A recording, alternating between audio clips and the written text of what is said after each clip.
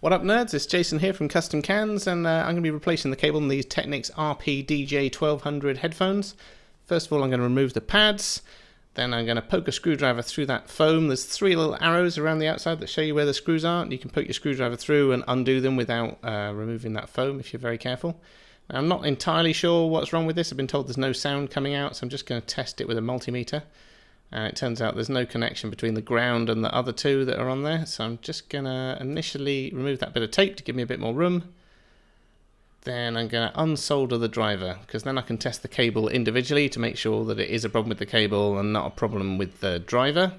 So just going to unsolder those. I'm just applying a bit of tension to the wire, touching it with the soldering iron, and that comes away. Then I'm going to undo the knot on the main cable and test it with a multimeter. And yes, that is faulty. Now then, sometimes they break near the top, so I'm just going to strip the wire back and see if I can get a connection just after I've cut off that top bit of wire.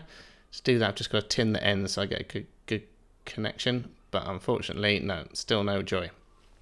So I'm going to replace the cable, and for this I'm going to use a cable from a pair of beyerdynamic headphones.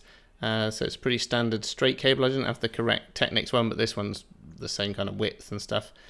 So I'm just removing the Kevlar reinforcement and then stripping it back. Then I'm going to tin the ends to make soldering it a little bit easier. Next, feed it through the original grommet and then kind of run it through the cable management and tie a knot in it, which to be honest was the hardest part, getting the knot to stay on the cable management.